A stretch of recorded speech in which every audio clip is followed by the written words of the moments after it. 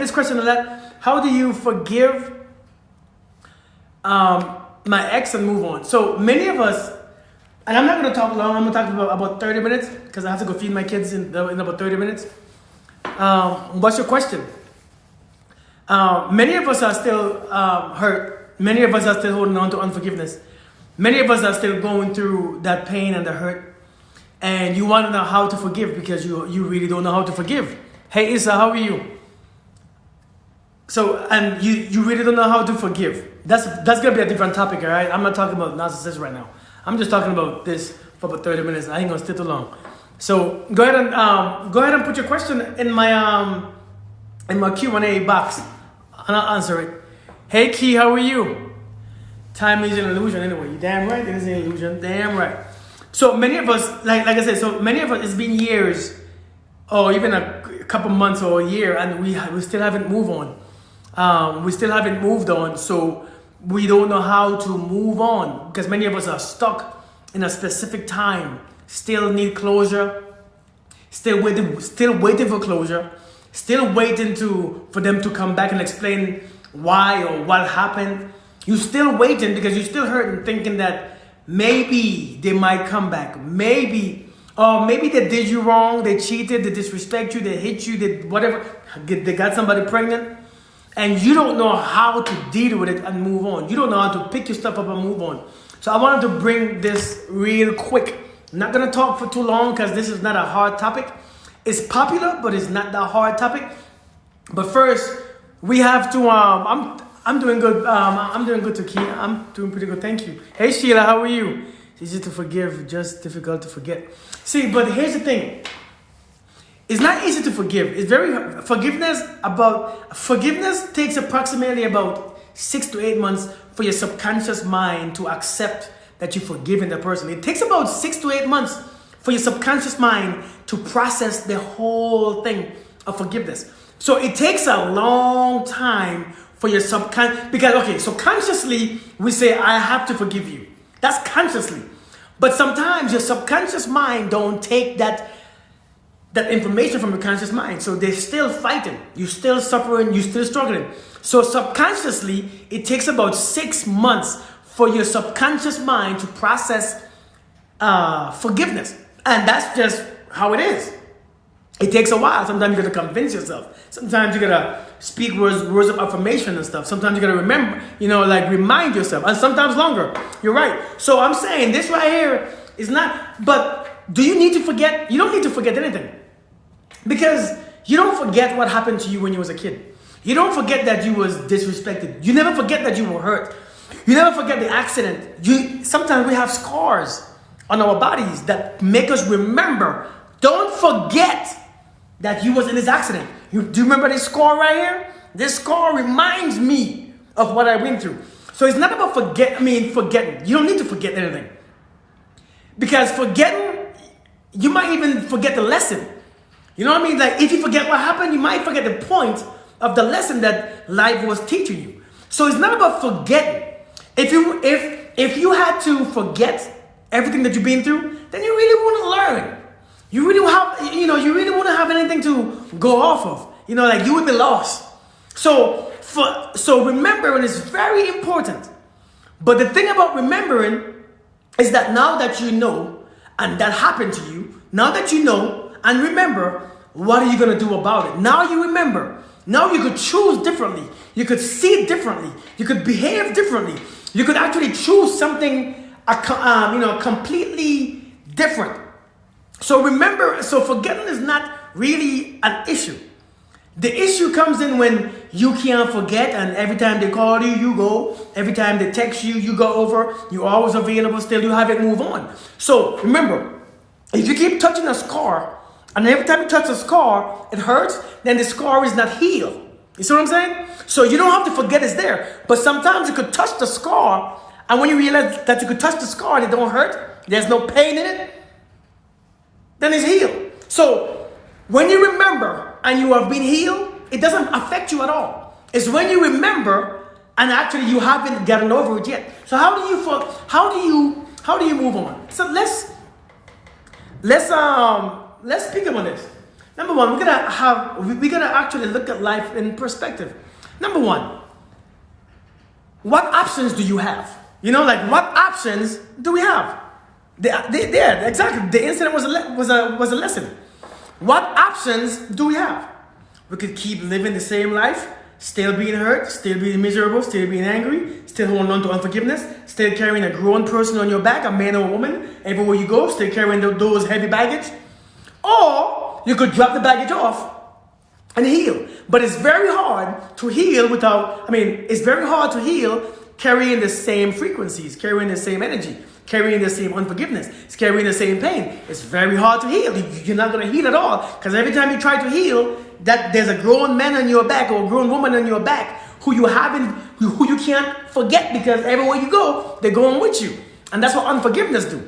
Unforgiveness allows us to, unforgiveness make us carry that person with us throughout the time. That's what unforgiveness does. So when you don't forgive, it makes you constantly remember there's someone on your back. Someone stays with you forever. So the faster you forgive this person, is the quicker you take them off. So how do you forgive? How do you forgive?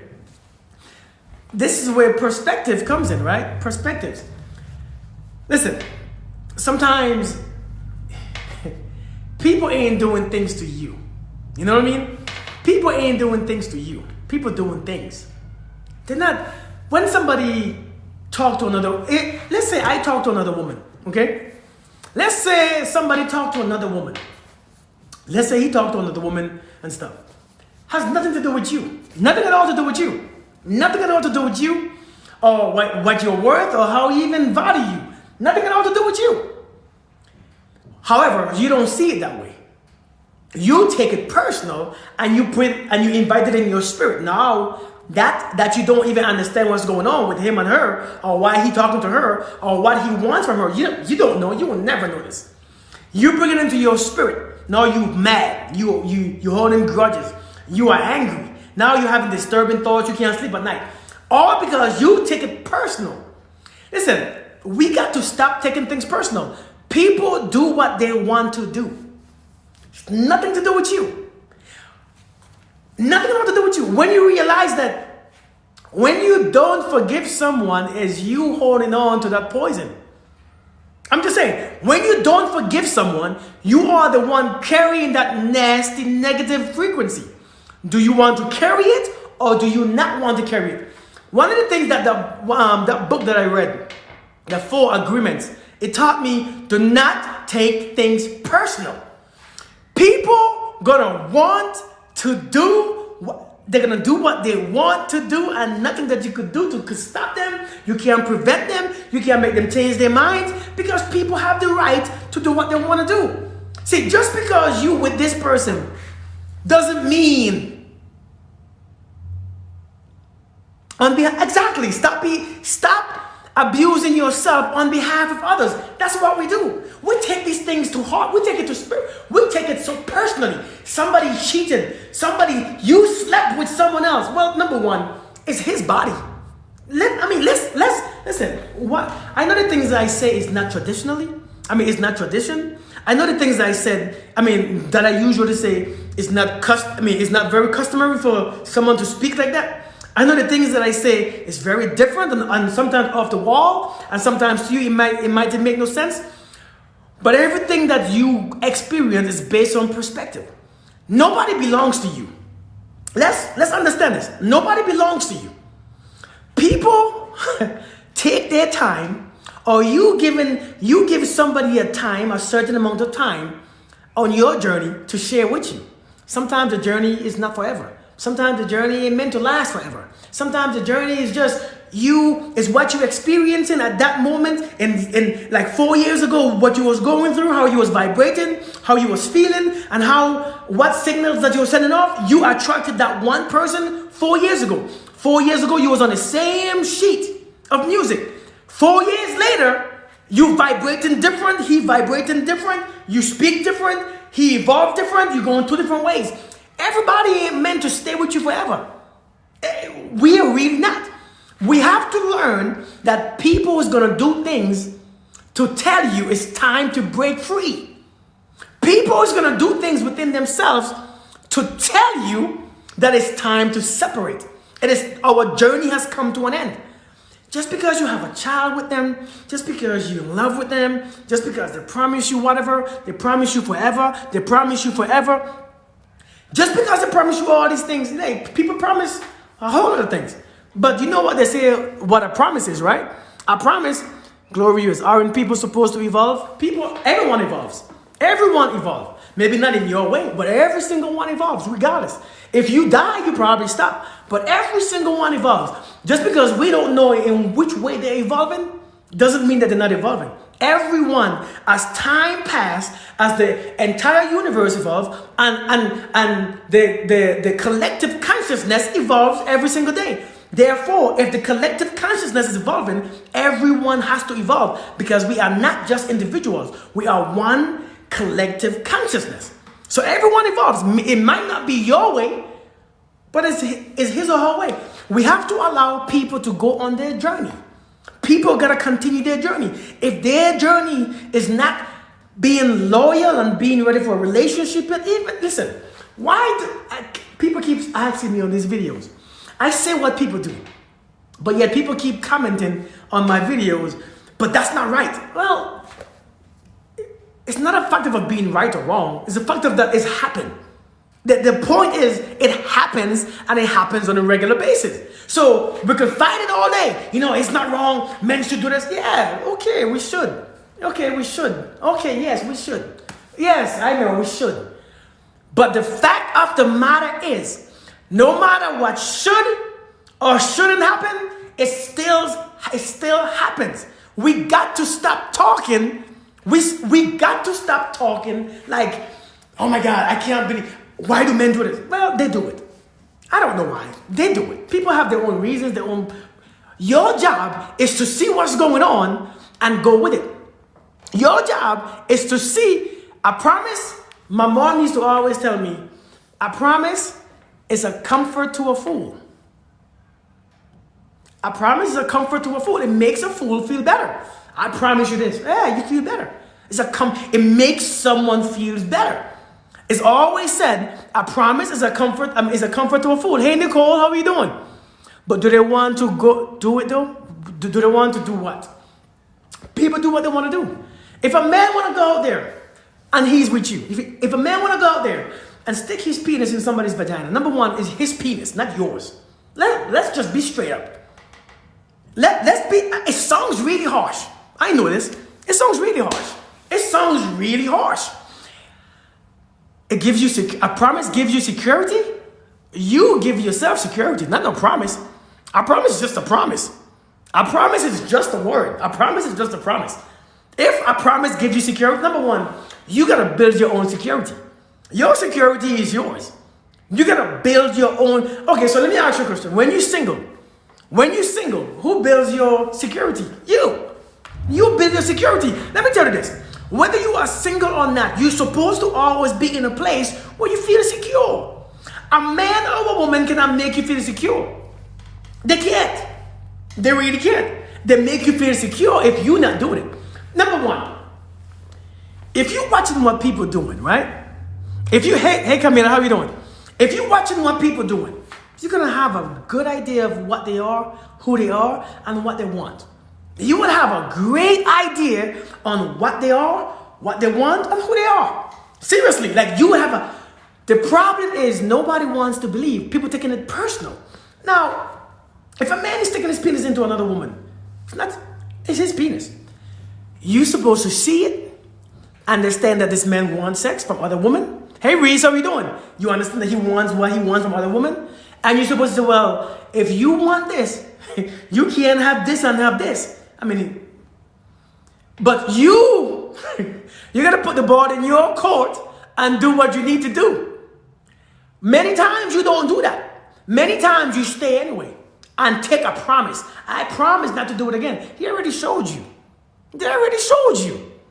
They already showed you what they wanted to do. You choose not to believe it. You choose not to believe what you know, but believe a promise set by someone who just broke what you... It's not just the men that has problems. It's not just the men. It's not just one, it is never just one-sided. It's never just one-sided at all. Hey again, how are you doing? It's never just one-sided. Many times we see these red flags. We see what the people are doing. We see how they talk to us. We see how they treat us. We see how they disrespect us. We see it every day. We see how a woman that, my daughter, you know what, let's talk about love in the most general, basic way. My daughter, she's 2. My daughter is 2 years old. And I have a 7-year-old. I am not going to call my daughter a bitch. I can't. Because if I call her a bitch, I cannot take that back. That ruins her forever. Do you think it's any different with you? Just because you are more older? No, it's disrespect. It's disrespect. And as a man, I should learn what I could say or what I can't say. But if you allow a man to do this crap to you, you got to take accountability for what you allow to. Seriously. You got to take accountability for what you allow. Many of us, we don't. Many of us, we see what the man or woman is doing. We allow it because what you allow will continue. But let me tell you something, right? Let me be honest with you. It's not every woman that put up with that mess. We know exactly who to come at. We know exactly who to come at with certain things. That same man, that same woman will be good to one person, and the other person, he will be a complete jackass. He or she. If you are the one that they keep disrespecting, then you allowing it, then how do you feel about yourself is the question. If a man wants to stick his penis into another woman, number one, is his penis, and it's not your vagina.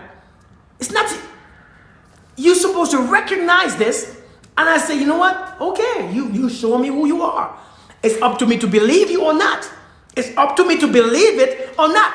If I believe it, I'm going to realize that, can I handle this or can't I handle this? Can I live with this or can't I live with this? If I cannot live with this, what's up, Stevie? How you doing, man? If I cannot live with this, let me go. If I can live with this and let it keep happening, then let me stay. Many of you stay. But when you stay, you become resentful. You become angry. You become grumpy. You become hateful. You stop trusting and you lose respect. I don't see the point of staying. If you're going to feel all that just to stay, I don't see the point. I don't see the point at all. We know who to, and it's not just men. It's not, see, listen, I know you all keep saying men. It's not just men. Women do it too. Both genders do it. Both genders know what to do and who to do it to. People are smart. People, it's not just men. Men is not the issue. Remember, it takes 2 to tango. It takes 2 to tango. It takes 2. What you allow will continue. How come we cannot see what we are doing? How come we cannot see what we are contributing to the situation? Anyways, my point, right? My point was how to forgive. Hey, Simply, how are you? How to forgive, not when you have 8 brothers. You learn to be strong enough to walk out. Yeah, like for real. Like you got, listen, walking out and starting a new life with someone else or by yourself, it's a big decision. It's hard. But staying in a bad situation where you already know what's bad, when you already experienced the bad, when you already felt the bad, and you staying there anyway, man, that's even more harsh. Because you develop all these negative feelings from the old situation. That thing breaks. The longer you stay, the longer you break. And this is why if you stay long, you get more broken. You get more broken. You get more broken. Then when it's time to leave, you cannot leave. You are stuck. This is what we do. You get stuck because by the time a person breaks you 15, 20 times, if a person breaks you 15, 20 times and you are broken, you ain't going nowhere because at this point in your mind, you are completely broken. You think nobody else wants you. Hey, what's going on, Spiritual Angel? How you doing, man? It's a lucky girl. She needs to have that. Thank you. But yeah, I'm telling you, like, we continue to put up with these mess. I don't understand why. But like I said, I'm not going to look at either of my daughter or my son. I'm not going to call my son any names that I don't want him to actually accept that anybody else called him. Like, I will not call my son any type of derogatory names or words that I don't want any other woman to call him. I refuse to call him any kind of, or I refuse to talk to him in any type of way that anybody out there is going to make him feel like it's okay. Well, my dad used to call me this. No, sir. And my daughters? Oh, no. In fact, the day I call my daughter the B word or one of them ridiculous words, but then if I can't call my daughter that, how can I turn around and call another woman that? Woman, and how do you actually accept a man called you this time after time after time and you're still there? This is why it's so hard to move on afterwards, because the words are beating you down, the actions are beating you down, the behaviors are beating you down. After a while, you got beat down so much, you can't get up and leave. Because you believe naturally that everybody else will do it. You believe in your heart that every single other man that you meet will do it. Or every woman, because men have this happen to them too. But you really believe in your heart that this is going to continue to happen. So by the time it's time to leave, you can't. So now how do I forgive? You know what you do? You realize that you have a part to doing it. How did I start? Like when my ex-wife left, I had to realize, shoot, I contributed to this too.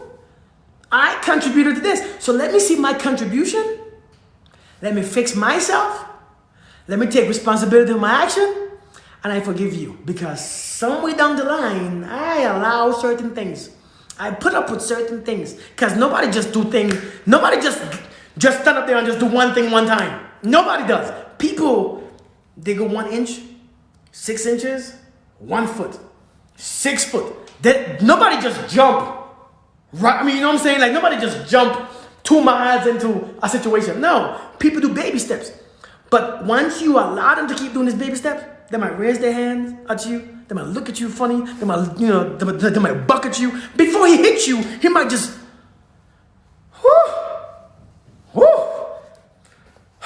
you better stop. You know what I mean? I'm saying, people just don't go out. But you know what you do? You say, it's okay. I understand. Let the man be me. Boys gonna be boys. A man gonna be a man. I never tell my son a boy gonna be a boy.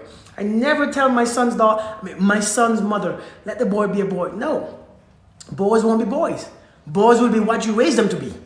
A man will be what he practiced doing. Let me tell you, a man is not a man who's not a man. A man become what he practices. A woman become what she practices. And if you practice being this, you're gonna be this. And if you practice allowing this is what's gonna happen to you.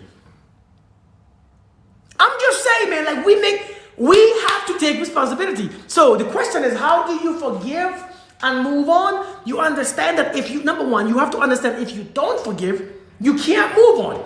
And if you can't move on, what's the point? You might as well die. Seriously, sounds very harsh. But if you can't move on, you are not living. You're stuck. You're going to be drained, you're going to be tired, and you're going to keep being disrespected, because if you don't move on, you're going to meet people who is exactly where you just left your ex. You're going to if you cannot move on, naturally you will attract those people who are on the same path as your ex. That's what happened, because you attract what you are. If you can't move on, you become a victim. And you know who victims? You know what victims attract the most? Predators. Victims attract predators. Victim attract predators. Don't think victims attract healers. No, you attract predators. If you out there like the video that I made, if you out there like the zebra who keeps saying, I'm hurt, I'm tired, I'm drained, I'm frustrated, I hate men, I hate all you all. The predator's gonna hear you. He's gonna know you mad. They're gonna know that you and your feelings. They're gonna know, okay, let me let you calm down for a minute. Let me let you calm down, but I know you hurt. The best person to chase is a hurt person, because you're gonna always catch them. That person can't run far. That person don't have enough energy to continue. Hey, Farber Rubies, how you doing? A hurt person cannot move. A hurt person has nothing to put. Her defense or his defense is not up. Yeah, they put up walls, but them walls only stop her. Those walls only hurt you. Those walls only hurt you in the long run. Those walls don't. Because number one, a healthy person ain't climbing over nobody's wall. I ain't climbing over nobody's walls. Because for what? If you're healthy, you wouldn't have walls. But we build all these walls to protect us. Protect you from what? Predators. Because you attract predators. Instead of attracting predators, instead of building walls, just get healed. If you heal, you don't need walls. You really don't need walls. I'm just saying. You need to summarize so I can say. How do you forgive? You understand that you can't take it personal. Stop taking things that your partner do so personal. If you don't like what your partner is doing, stop being emotionally so emotionally, like all your decisions are all emotion or based on emotion. Deal with it from a fact point of view. If what they're doing, you know is not right, and you know it's gonna bring more pain to you, it's time to leave. Take your emotions out of it and just leave. Take your emotions out and leave. What if we have kids? What difference does it make if you have kids or not? There's a lot of single parents out here. What difference does it make if you have kids? What if we have a family? So what? So because you have a family, you're going to keep being disrespected and hurt and just angry and full of resentment? No. What if you have kids or not? You leave. Because if the kids was important to them, they will humble themselves. They will behave. See, if a family is important to a man and he knows that he's about to lose his family, he will humble himself. He will sit his ass down at nighttime right there in the house. He will humble himself and treat you with respect. Because number one, if he raising a family, he knows how he treats you. His son and his daughter is looking. He is teaching his son every day of how to treat a woman and vice versa. So if it's important to him, he will humble himself, behave his ass, and sit his ass right there and not disrespect you. But you don't want to know who cares about the family. Take your family and go. If you don't want to know who cares, take them and go. So how do you forgive? Again, understand it's not personal. People going to do what they want to do. People have weaknesses. Like for instance, right? Sometimes, you think men are so evil. To be honest, that man has a problem just like how, I know many don't want to hear this. Every time I say this, people think that it's any different. Yeah, that's different. That is so different. You can't put the two. People have issues with drugs. You don't think they are bad people. People have issues with food. You don't think they are bad people. People indulge in food and they have no control. You don't think they are bad. People have issues with certain things outside of themselves. You don't think they're bad. But a man have issue with a woman, you think it's bad, so you take it personal. If your man or your woman overeats and becomes really sick and becomes obese and all that stuff, you don't take it personal, do you? But yet, if a man is telling you and showing you his weaknesses, you think it's bad because you only see things one way. Look at things as a man or woman overeating has nothing to do with your worth. A man or a woman cheating has nothing to do with your worth. People are looking for the same things. They're looking for freedom. They're looking for happiness. They're looking for joy. They're looking for something within themselves that they cannot find, so they look outside. Has nothing to do with you. People's cheating has nothing at all to do with you. But many times you take it so personal and you become so hurt that you can't forgive. But it's not you they're doing it to. They're doing it to themselves. People are destroying themselves and you talk. People are destroying themselves. And you asking, how do I forgive you for destroying yourself? What sense does that make? How you can't forgive a man for destroying himself? No, yes, I know. I was looking at my daughter play yesterday.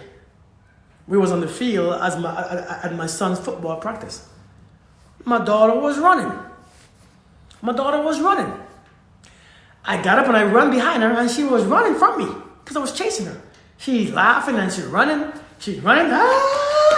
And she's screaming and she runs because she's having a good time. It's not hard to forgive. It's just on the perspective that you're looking at. You know, she's running, I'm chasing her, and she's screaming, and she's running. I got tired, and I stopped chasing her, and I sit down, and she's still running, screaming. She's still running and screaming. What does that tell me? It tells me that my daughter is playing. Whether I play or not, she's going to play. She's going to do what she does, because that's who she is. Listen to what I just said. Listen to what I just said. Did that go over your head? Or did that, hey Susan, did that go over your head? Hey Detox Love, how you doing?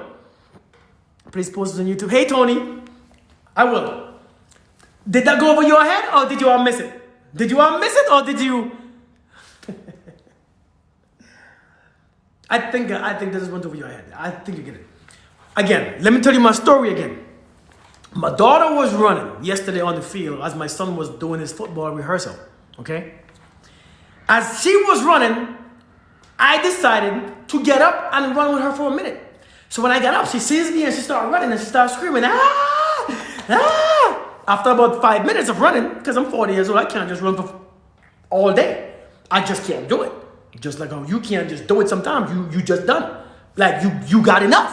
You see what I'm saying? Like sometimes you got enough of people's games. When I sit down, because I was tired, she wasn't. She was still running and screaming because that's who she is. I can't tell her, hey, you should only play with me. No, I can't. That's who she is. She plays whether I'm there or not. She plays whether somebody's playing with her or not. That's who she is. Let me tell you something. People are going to play. People are going to do what they want to do because of who they are. No matter if you're there or not. Whether they're single or not, they're going to do what they want to do. Don't take it personal. That's them being themselves.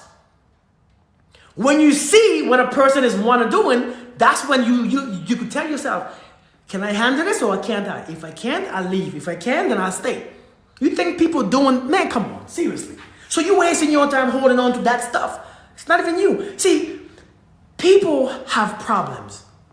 People look for happiness and joy outside. People look for themselves in women, men, food, cars, homes, things, money, job. People look for elements of themselves in so many different places. Looking for themselves in women, in women's underwear, on phone messages. They're looking for something. Everybody is looking for something if they haven't found themselves. Some look in food. Some look in alcohol. Some looks in drugs and cigarette. They're looking for the same pleasure. You don't even know this. It's the same pleasure they seek. It's not about you. It's not personal. How do you forgive them? You recognize that it's not personal. It's not about you. It's never been about you. But if you put it and make it about you, you're going to suffer for it. You're suffering for my sickness. I'm sick. Right? I'm sick. Exactly. I'm sick. But you want having all the symptoms. If I eat, if I chew this food and you swallow, something is wrong. If I'm chewing and you swallowing, something is wrong. If I'm chewing and you pooping when I'm chewing out, something is wrong. Sometimes you're going to separate yourself. Look at people for who they are. See the truth about them and walk away. Because it's not even that serious to hold on to that damn forgiveness. It's not even that serious to hold on to unforgiveness because it makes you suffer. It makes you sick. It makes you tired. It makes you draining. It makes you become angry and selfish. It makes you become hurt. And it makes your manifestation not go through. Your prayers are not even answered. Because you're holding on to foolishness. How do you forgive? You understand why. You understand what this forgiveness or what this unforgiveness is doing to you. When you understand. If you understand this right here, right? Forgive I'm black, right? Hey, hey, Mr. Link, how you doing? That Kirk, you make sense. Sometimes I just need to be. Thank you. So true. But yeah, listen. If I'm smoking for 16 years, and one day I go to the doctor, because for the longest while I don't know how to stop smoking, right? I don't know how to stop. So I'm just. How do I stop though? How do I stop? I don't know what to do. How do I stop? Doctor, you keep telling me to stop smoking, but I don't know what I'm doing. How do I stop? Hi, Mama. Okay, put it in the trash. I And you have no idea how to stop. But you go to the doctor one day because your heart is hurting or your lungs is messed up. And the doctor tells you, hey, listen, if you smoke one more cigarette, you're going to die. You know, that's what gives you the drive and the ability. You know, that's what gives you the drive. You know, that right there, your reason why sometimes, see, having an understanding of what something is doing to you is enough to make you stop. If me telling you that you're going to die tomorrow if you smoke one more cigarette and you still smoke, then you want to die. But for many people, hey, goddess, how you doing? For many people, that's enough. That reason why. You see, the reason why has to be stronger than the goal itself. See, when the reason why is stronger than the goal itself, you're gonna succeed at anything. Anything good, anything. So you ask me how to forgive. Because if you don't forgive, you have to understand, if you don't let that crap go, you are holding on to your poison, you're holding on to your bitterness, you're holding on to your anger, you're holding on to your misery, you're holding on to your unmanifestation, you're holding on to every single thing that you don't want. And then when you realize that I'm the one holding on to it, I'm the one carrying his baggage or her baggage, I'm the one who's feeling sick from their disease, I'm the one suffering from your choices. You know what, brother? It wasn't even about me. It was about you and your selfishness and your sickness inside. It was about you looking for something outside of you that you couldn't find. See, let me tell you when people stop cheating. People stop cheating. See, people don't cheat because of you. People cheat because of themselves. That's what I did when I was cheating all my years. I cheated all my years. I cheated many years. I cheated many years. Why? It's not because of my ex-wife was anything bad. It's not because my ex-wife was crappy. It's not because my ex-girlfriend was mean and angry. I had a lovely woman. But something was missing, bro. I don't know what the hell it was. I don't know if it was because my father wasn't there. I don't know. I'm not making excuses. But I didn't know what the hell I was looking for. Why do I want all this attention? Why do I seek my ego being stroked? Why does this make me feel better? Why, when it comes from a woman, see, I didn't smoke, I didn't drink, I didn't do drugs, I didn't do all these things. But I love women because women let me know how handsome I was. Women told me how cute I was. Women would sleep with me to validate how I feel or how I look or what I wanted. So that was my drug. I was looking for something inside of them. So I did what I did. Not saying I was right or wrong, but the moment I found my damn self, you trying to get my pants off, you trying to sleep with me, it don't work no more. I don't care who you are. I don't care what you look like. I don't care what you have in your... I don't care if you have the best thing. Listen, I don't care if you have the best looking underwear, the best body, the biggest butt, biggest boobs. I don't care what you got. I don't want what you have. That's yours. I am content with mine. Because I was looking for something outside myself. Many times you get stuck. Many times, that's how the ego eats, exactly. You get stuck on another person and their flaws and their insecurities and their hate, their self-hate and their self-destruction. You get stuck in that middle and you can't forgive because you think it's about you. Let me tell you, not everything is about you. I know you felt bad and I know, he promised you or she promised you. I know they promised you to never cheat. A promise is a comfort to a fool. A person is going to do what they want to do. Your job is to observe. See, that's why you don't be with someone in the first 5-6 months. That's why you wait and observe. You date, you hang out, and you observe. Many of you rush into relationship without observing. And when you observe something and you see the truth, you talk yourself out of it. You use your emotions and your attachment that you already have with them, and you speak yourself out of the truth. So the truth is not enough to set you free. Now you're in bondage because you attach and you don't want to see the reality behind it. I'm telling you, you got to be honest with yourself. If you want to walk away, you got to do it within those first few months because people are going to show you who they are. That first time when somebody raised their voice at you for doing something that you, like you a child, oh no, oh no, oh no, no, no, no, no, no, no, no, oh no, let's not do this. See, but many of you all don't know what. An Many of us don't know what a healthy relationship looks like. Let me tell you what one looks like. A healthy relationship looks like a man and a woman, or whatever gender you are, two people who has complete self-respect and self-love. That's what it looks like. You think that I was going to say somebody who's loyal and who's honest and faithful and all this stuff. Let me tell you this. A couple that has complete self-respect and self-love will be a complete, great relationship. Because once you have self-love, many of us don't have self-love. Once we have self-love, you know and you understand what love really means. You understand what love really means. You understand what love really means. And if you understand the word love, you understand with love, don't come hurt and abuse and disrespect.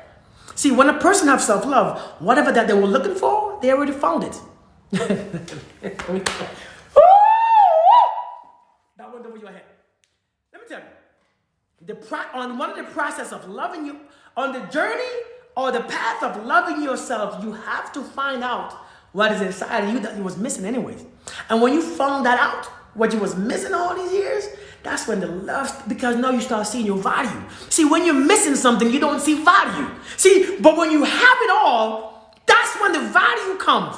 That's when you start seeing your worth. Because now, it was all me. It was all inside. See, a person who has self-love and who practices self-love cannot practice things outside of themselves. Because there's nothing that exists outside of themselves. So that's why they won't look for all these things and all this woman or man. They won't look for all this validation. They won't look for all this drug and alcohol and all this stuff, because there's nothing out there that benefits them. Everything they need is within. That's what this love is about. That's what this love is about. I am completely enough. I am enough. If a person believes that I am enough, there's nothing out there that could add value to me. So therefore, why am I going to sleep with you? That don't mean nothing to me. Why do I want this? That means not all is vanity. Because there's nothing outside of me that could increase my worth. And you have to understand this. This is how it is. So when you find someone, and you could tell a couple that has self-respect and self-love. If you have self-love, if both you all love yourselves, you all will love each other too. Because to love me is to love you. Listen, let me tell you this. If it's one, let me tell you this. If it's one thing but listen, I know you are gonna hate this. What I'm about to say, because some of you are gonna question yourself now. Gonna make you question yourself, which I do. I make you question yourself a lot, which is perfectly fine. I like doing it. I am the complete opposite from what you have heard before, what you have read before, what they told you. I am a complete opposite. A person who practices self-love don't practice being in relationship that they're not valued or wanted or disrespected. No, because once you practice self-love, you know your frequency is up here. And when you know your frequency, when you know how good it is to be at this frequency, your manifestations are beautiful. Your self-value is just priceless. Love is just amazing. Your vibe is always beautiful. You can communicate with anyone. You have empathy. You have sympathy. You have joy. You have happiness. You have peace. A person who naturally has that. Think about it. Premium Prince was good. Think about it. A person who has that, you think that person will allow? Come on, man. Seriously. You think if I have that for myself and towards myself, peace, joy, let's say the fruit of the Spirit, peace, joy, love, happiness. What else? That high frequency, that joy, that healing, that connection. You think if I have that, let's be real, you think I'm gonna be with someone who challenges that and I'm gonna choose them over this? Let's think about this now. Let's think about this. You think, number one, if I have this and you don't, we can't even think about it. If I have this and you don't, there's no way communication is good. It's impossible. There's no way communication is mutual. It's impossible because we're on two different frequencies. Once you're on two different frequencies, communicate. You cannot speak to each other. That's unequally yoked right there, because now, no matter what I say, you just never understand nothing I say. You always want to argue. If I want to talk to you, if I want to express myself, you think I'm arguing. You think I'm fussing. Every time I speak something, you get mad. I'm going to walk on eggshell. If I speak my truth, you mad, you slam the door. Listen, there's no way I could carry this frequency and you carry a different frequency and we could communicate. No. But for some reason, some of us feel so guilty for leaving. We feel so bad if we gotta leave. We think that we owe them staying. We think we owe these people that we don't owe nobody nothing. Anytime you have but the thing is, many of us don't have the love that I speak of for self. Many of us think that you need somebody else. Pleasure, how you doing? Many of us think that we need somebody else. Many of us really believe that we have to have somebody else to connect to the type of love. We really think so. So we don't have the love for ourselves. We wait until somebody else comes, and then we could actually develop that love. You know what I mean? Give me 1 second. You know what your kids do nothing? Playing with the kids, right? Okay. Your daughter is riding on the back of somebody's bike. Well, let's stop then. But yeah, man. So you think, we really believe, man. We really are believing. Listen, man. Now, it's time to get honest with yourself. Why can't you forgive that person? What's so hard about forgiving? What is so hard about forgiving people? We say forgiving is hard. But to be honest, not forgiving is even harder. It's even harder in your spirit. You just don't know the difference because you are used to a low frequency. Let me tell you this. If you are used to being in a high frequency, if you are used to being in love, I'm talking about loving yourself, in love, not in love with a person. I'm talking about if you are used to dwelling, let me not say being in love. If you are used to dwelling in love, so being in love, if you are used to having joy and high frequency, if you are used to actually connect to God every single day, if you are used to manifestation, you manifest your finances, your wealth, you manifest your happiness, you manifest people, you manifest things. If you are used to doing this, and then you can't do it anymore because you're having unforgiveness and bitterness, what do you think is harder? Not being able to love and manifest, or to forgive? Listen, forgiveness becomes easier. The problem is we're not used to having that high frequency. So we don't know what we're missing. We don't understand the value of unforgiveness because that's where we stay at. That's what we are used to staying at. Think about what I'm saying. For me, I'm used to being in a high frequency. I'm used to being and dwelling in love. Hold on, let me turn this light on.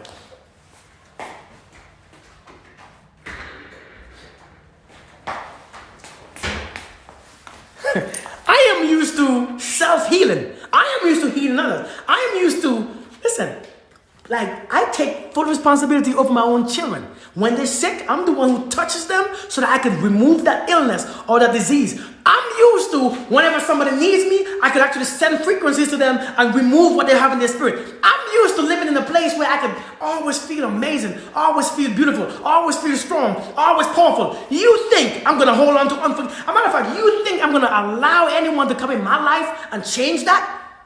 Man, you crazy. Hell no. You crazy. No. So you have to see the value of unforgiveness, but the only way to see it is if you have lived in a higher frequency before. Because if you never live in a higher frequency, then you don't know the value of unforgiveness. So you're going to ask, how do I forgive? Do I make sense? I mean, do you understand what I'm saying? I want to know, before I continue, because I'm almost done, I want to see if you understand what I'm saying. You understand what I'm saying though? I mean, be honest. If you don't, say you don't. Tell me I don't make no sense. It's okay. I ain't going to be mad. Let me know if you get it. Okay, Father Ruby say yes. Okay, Denise, I'm guessing that. Okay, good. Because I know that, listen, man. Good. You have to raise your frequency. You got to raise your frequency so that because when you stay on a low frequency, you don't know the value of a high frequency. Let me tell you this. Bottom line, do it for yourself and yourself. Yeah, you got to do it for yourself. How do you forgive? You have to get rid of the anger. How do you get rid of the anger? Understand that what you are creating from anger is not what you're going to like tomorrow. You have to look at things in perspective. How do you how do you forgive? Let's go to a physical, behind the scenes. Actually, let's go from let's go to a step-by-step play. Usually when you have unforgiveness in your heart, when somebody do you something, the first thing that you do is become angry and disappointed. So you're angry, you're disappointed. With those two builds resentment, okay? You build resentment. So resentment comes. Resentment is a very hard thing. So those three things, anger, disappointment, resentment, you're pissed off. Those three things causes you to hold on to unforgiveness because you don't know how to stop being angry. You think if I stop being angry, I'm letting that joker off the hook. So I can't forgive him. So if I stop being angry, if I stop resenting him, then I will let him off the hook. Understand this. It's you that's on the hook, not them. They're not on the hook. They are doing what they're doing. They are perfectly fine. They're running around the place. They're laughing. They're playing. They're hanging out with more people. They're with another woman or another man. They are living life. You are the one on the hook. Let's get that straight.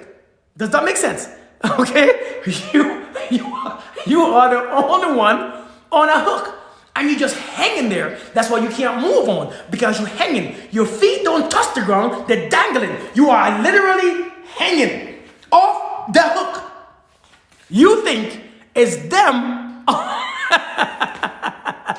What's up, Trent? How you doing, man? But I'm serious, man. I'm serious. You're the one on the hook, not them. So I'm telling you. So now you're angry. You have resentment. And you have now the anger has built into a bitterness. You become bitter. Because you still can't let them off the hook. Bitterness is very powerful. It's a very strong thing. That the Bible tells you. Let me see what the Bible tells me. Because people think that I don't read the Bible. Let me see what the Bible tells me. Hold on. Let me see what it tells me.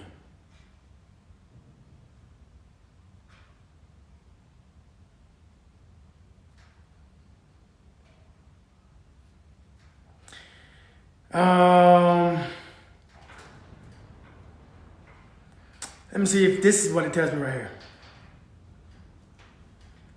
No, that's not the verse that I wanted.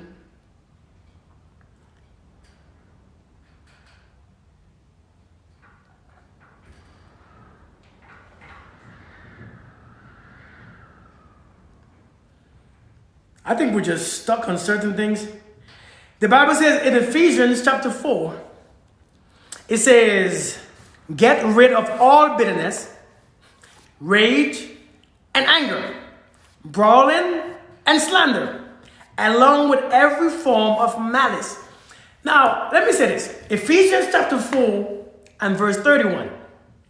Get rid of all bitterness, rage, anger, harsh words, slander, as well as all types of evil behavior. And let me say, why did this say it? It said it because if you are carrying those low frequencies, you cannot connect to the higher frequencies. What does that mean? Simple. If you are carrying those frequencies, it's not about you going to heaven or hell. It's not about you doing anything. It's about you affecting yourself. You blocking yourself. You don't want suffering. It's you. These things, carrying these things is you carrying these things.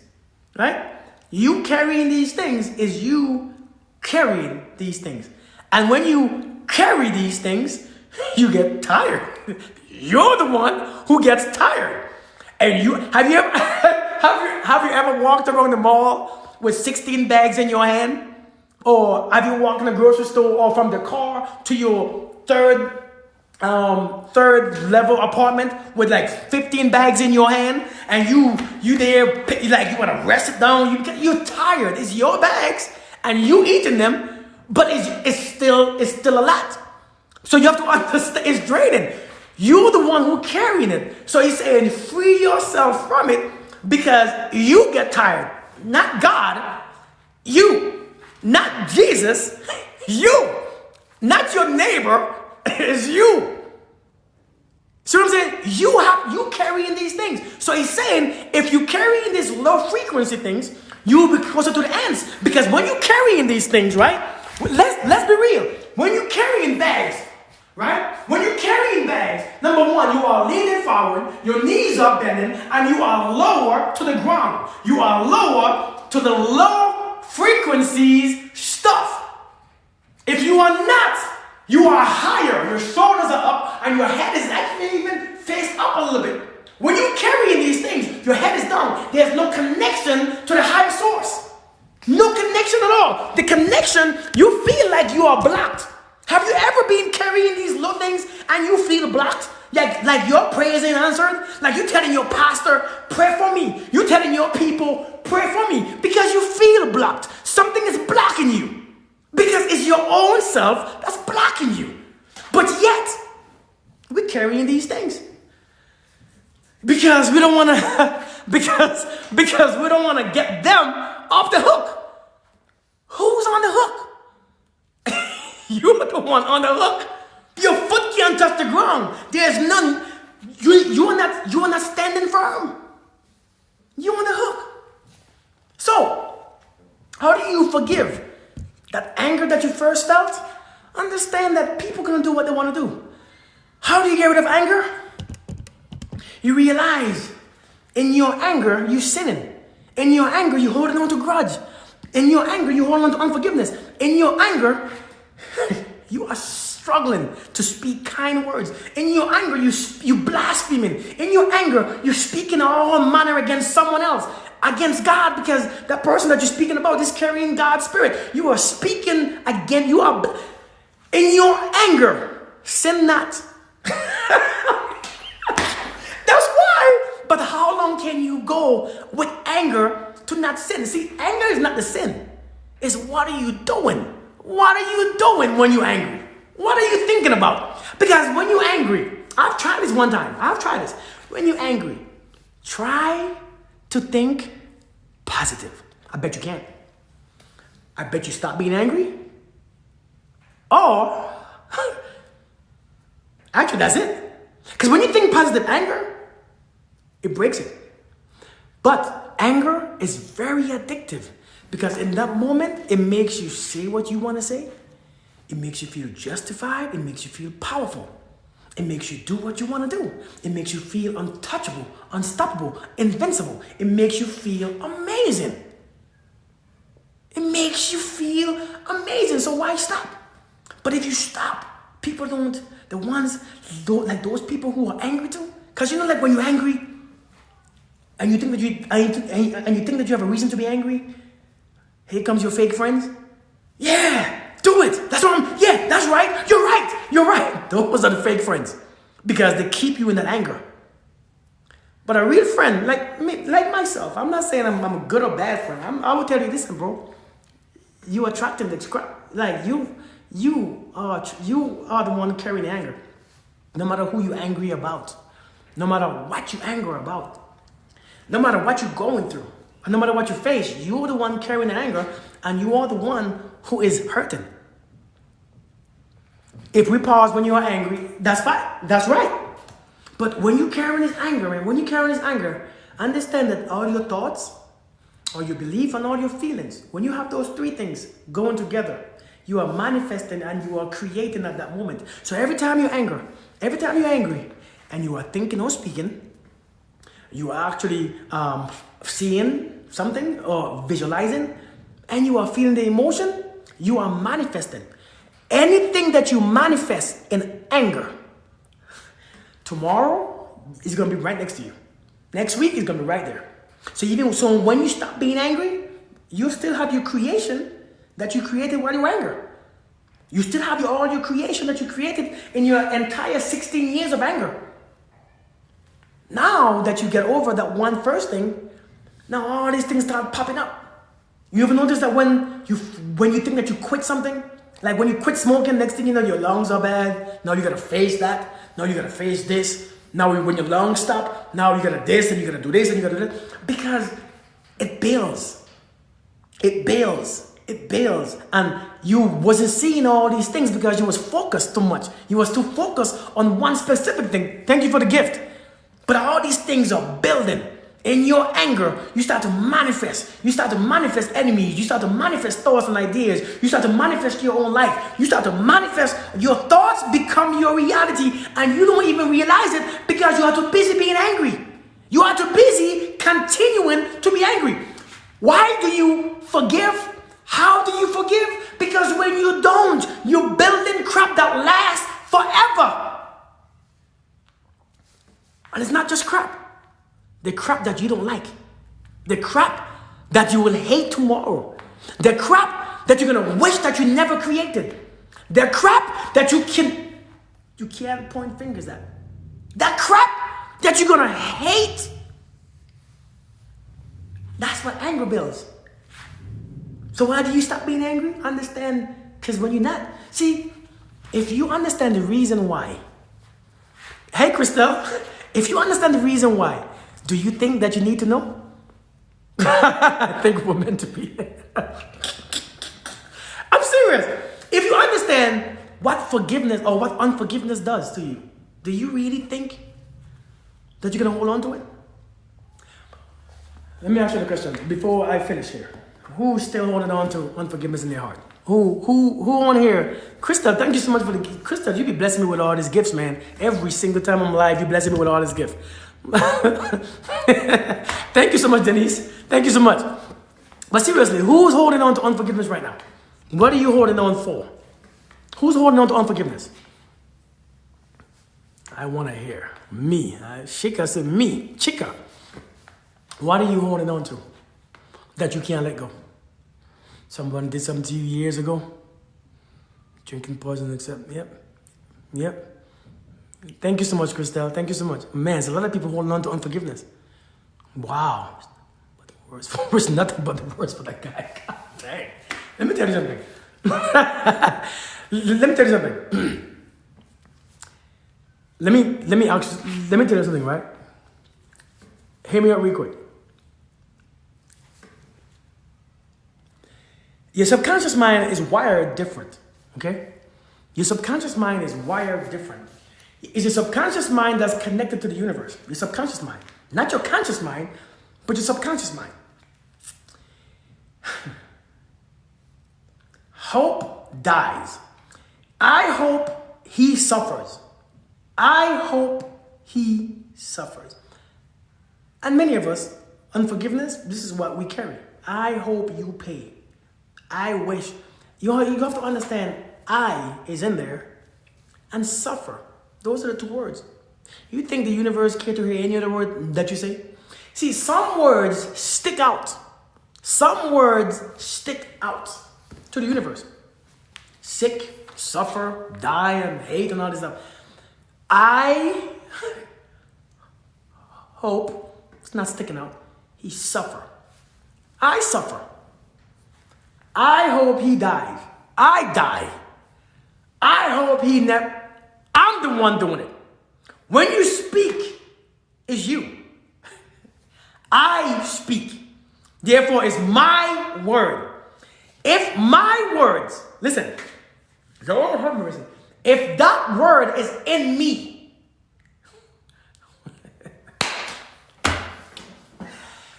if that word is in me, is killing, is in me. Listen to me. Okay, did that go over your head?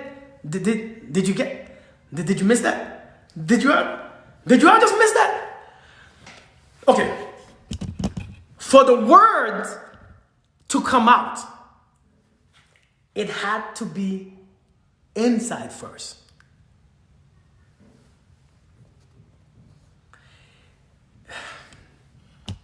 If it was inside, it's destroying me inside.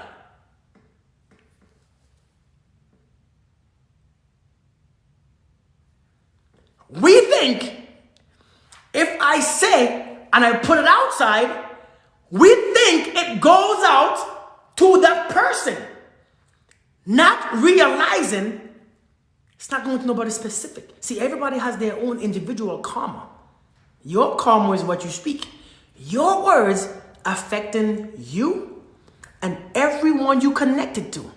Your children, your spouse, your mother, your father. If it's in me and a connection is based, or the definition of a connection is a download of information, thoughts and ideas from one person to the next. If I'm connected to my child, if that word is in there, then my child must, my mother must, my sister must, everyone who I'm connected to feeds my connection. I'm keep downloading information from one person to the next. If the word is in you,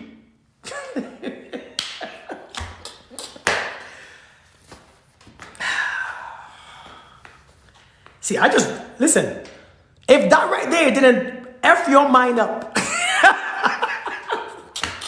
Miss Lola, if that word didn't F your mind up,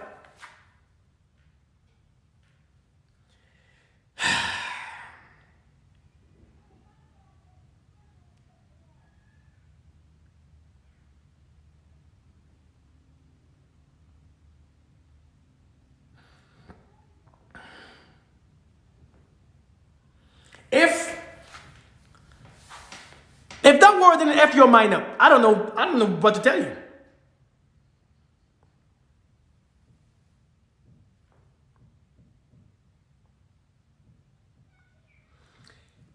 A good man brings good things out of the good stored up in his heart, and an evil man brings evil things out of his evil stored up in his heart. For the mouth speaks what the heart is full of. Did you all get that?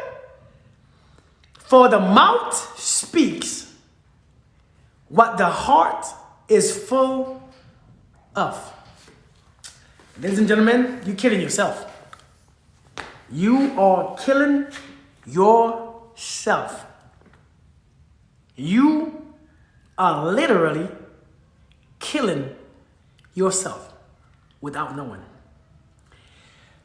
If it's hard to hear, isn't it? Yeah, it's very hard to hear. It's very hard to hear. See, people don't break it down like this. I break it down into the lowest level because that's how I understand it. That's how only how I can break it down. Is how I understand. So this is the way I speak, and it's the way how I think. It's the way how I understand things. So this is the way I break things down. It's never. See, when I break things down, it is how I see it. And if I see it this way, guess what? I have to abide by it. I don't just say things just to say things. I say things. I say things because I practice it. But it's to understand what you're doing. See, everything that you do, you should understand what you're doing. You just can't do things without understanding. See, many of us just try to understand things. By the way, that was Luke chapter 6 and verse 45. Luke 6 verse 45. Let me read it one more time. A good man brings good things out of the good stored up in his heart. And an evil man brings evil things out of the evil stored up in his heart. For the mouth speaks what the heart is full of. People, when you wish death and pain and all this stuff on someone, understand that you're doing it to yourself.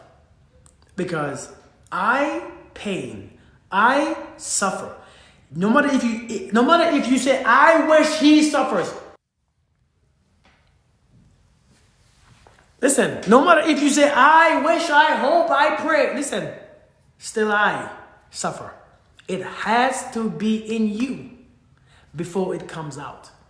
Why is that in you? Why is it in you? That's the question.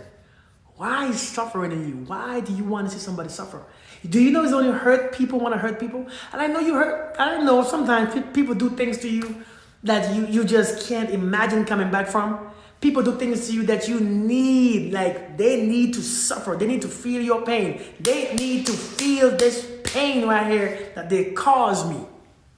I know this. I know this. I mean, this is the hardest thing to accept. But damn it, you have to understand that you are the one suffer. How do you get rid of anger? I thought I just spoke on that. How do you get rid of anger? You understand it. How do you get rid of anger? You understand it. You understand what it's doing to you. You understand what you are doing with it. You understand how it's blocking you. You understand that you are manifesting from anger. You understand what you are creating in your anger thoughts. What thoughts and actions are not evolved. What thoughts and actions are derived from your anger? When you understand that and you realize that is your thoughts and your action, and your thoughts and your action, is it a benefit you or it kills you? Is it a benefits you or it destroys you? It gives you life or it takes your life. Everything that you do gives you or take away your life. Everything. There's nothing that leaves you neutral. I need you all to understand this. Anger within itself is not bad. Anger is not a bad thing. Joy is not bad. It's not just anybody telling you to walk around here just being joyful all day. You will realize that there's a time to be angry. There's a time to be sad. It's a time to be joyful. But I'm telling you, in your anger, you have to see what is going on within you. Nobody could make you angry. Nobody could anger you. You have to understand that there is no such thing as someone having the power to anger you, because you are a complete different world from they are. They cannot come in your world, in your head, and anger you without your permission. You have to invite them in. So the problem is not how do I stop anger, it's about how do I gain control so that I don't agree to let you in. I could be angry for the same things that you are angry for, but I choose not to. When I'm on the highway and somebody cut me off, I choose not to. When somebody is giving me their middle finger, I choose not to. When a cop puts me over because I'm black driving a car outside, I choose not to. When somebody is talking to me funny, I choose not to. You have to choose. There's no magic moment in stop being angry. You have to actually recognize the value in not staying angry. You have to understand the value in it. There's a value in controlling yourself. There's a value in controlling your frequency. That's the highest value. A man who has no control of what he wants to feel, he loses. You have to have control in what you want to feel. There's always choices. The hard thing about my messages is that I tell you is inside. Someone else will tell you. It's like me telling all these people, I'm going to go to the doctor and get you all some pills because you all are getting on my nerve. And if I give you these pills, you all might be quiet and you all might be better, so you all might shut up so I could feel better. No, the problem is you. Because when you say, though I walk through the valley of the shadow, though I walk through the valley of the shadow of death, you have to understand you cannot be moved if you are choosing to move. And I'm saying choosing. If you are being moved, it's a choice. If somebody is trying to move you verbally, it's a choice if you move. If somebody is doing things to you, it's a choice if you move. You always have a choice. This is what consciousness really is. It's the ability to understand that you always have a choice. This is what Christ tried to teach you. You have a choice. Just because you fall for the crap doesn't mean why would they invite me to their life? I don't even know them person. I'm serious, you always have a choice. That's what Christ taught you. You have a choice. Even when the devil came and tempted Christ, he had a choice. He said, man shall not live by bread alone. Well, if you're the Son of God, go ahead and jump. He will catch you. For what? To prove to you what? What am I proving to you? Go ahead. Come on now, man. You are the Savior. You telling me if you jump, he won't catch you? I'm not even entertain you. Because if I entertain you, sometimes when you're arguing with somebody who's stupid, both you all look stupid from a different angle. Like you both look like losers. Because we both arguing for sometimes you never remember what you're arguing about. And you both end up looking ridiculous. Hey, Melina, I'm just saying. So you have a choice. So how do you stop anger? You have to understand. Again, you have to understand. Sometimes you got to put your big boy and your big girl pants on. And you have to realize in my anger, if I'm sinning. And when I say sinning, I ain't talking about sinning against God or I'm talking about sinning against yourself. I'm talking about creating a life that you don't want. I'm talking about hooking up. Like you angry, so you want to go out there from your spouse and sleep with someone else. You are hurting yourself. You want to be angry and you want to go and spend all your money. You're going to be broke tomorrow. You want to be angry and you want to tell somebody a piece of your mind. Well, you have to understand that those words are going to hurt you in the long run, because no word can leave you and come back void. Everything you speak comes back to you. Everything you do comes back to you. Everything you think, it comes back. So why even waste your time doing it? When you understand that everything that you do, think, react, and everything comes back to you, what's the point? Then is when you learn, maybe I should think better. Maybe I should think life and love and peace. Maybe I should do life and love and peace and joyful stuff. Maybe I should speak life and peace, because if it comes back to me, hey, good morning. I know you're mad at me, but good morning. Because I want the good morning to fill me up. Hey, listen, I hope you have a beautiful night, because I'm speaking to myself. Listen, I'm speaking to you, but it comes back to me. Listen, you mad, but me being mad too, it's not helping us. So listen, have a beautiful day. Because I know I am. Good afternoon. I don't care if you answer me. Hey, let me open this door for you. I don't care if you say thank you. I'm not doing it for you. See, these things that I do is for me. It's because of who I am. It has nothing to do with who you are. Listen, when somebody do you wrong, it's nothing to do with who you are. I don't know, don't get me wrong. Sometimes I get caught up in the moment too. Don't get twisted. Not saying I'm at a place where every second I'm conscious. No, sometimes I'm not. Sometimes I'm not conscious, Kirk. Sometimes I open the door for a lady and she's just going without saying thank you. And you're good.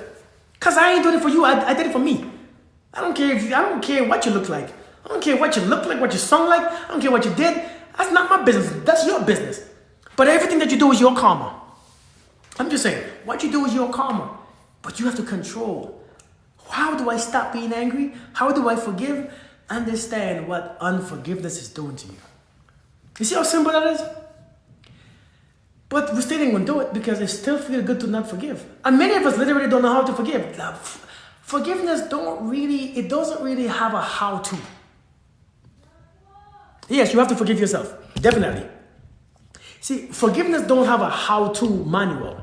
Forgiveness, you have to just understand. Why hold on to these things? It's not benefiting me. It's not making me feel good. It's not making me feel lovely. It's not making me feel pure. It's not making me feel lovely. Hold on. What's the next Bible verse? Last verse. I'm going to talk to the last verse.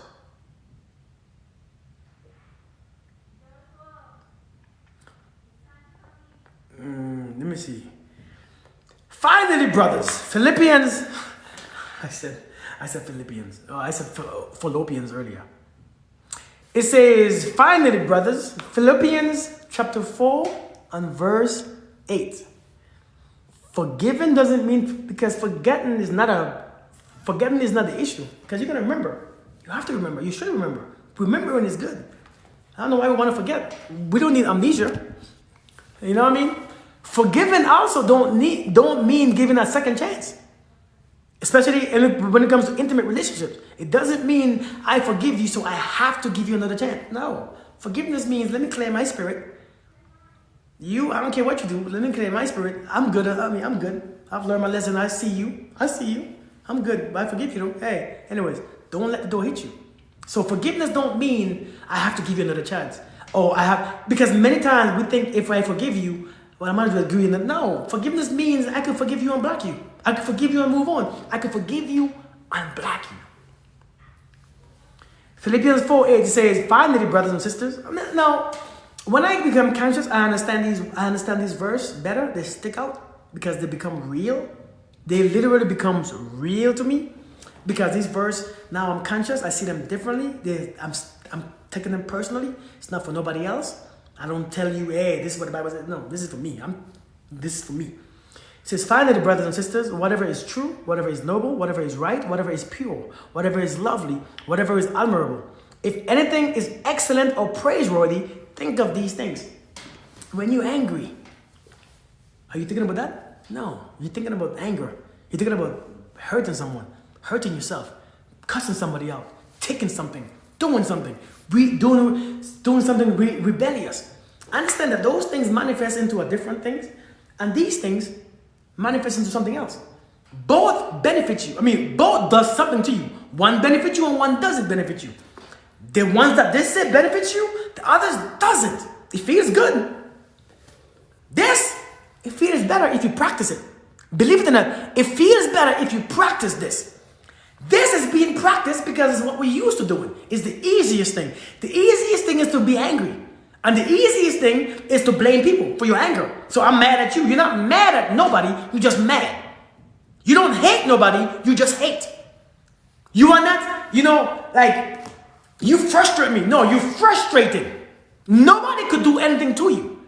You are not mad at no. Somebody told me, I'm mad at you. No, you're not mad at me. You're using me as your object. You're just mad. Straight up. So when you're mad, think about it. You're not mad at anybody. You're just mad. And if you're just mad, why? Why is it in you? Because to be mad at me, you got to be mad inside first. Because it's whatever comes out is what's in there. See, sometimes you're going to use this lesson. It could only come out if it's inside. When it comes out, oh, this is inside of me. Let me see how to fix it. But no, instead of when it comes out, you want to just go with it. People, you see how foolish we really are?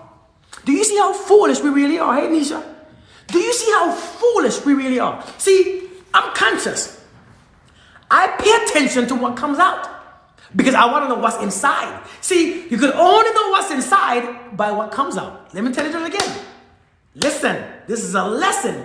Learn this right now so that you'll know and pay attention. You can only know what's inside by what comes out. Does that not make sense? People, how do you know what you carry? Because what you carry always come out. Pay attention to what's coming out.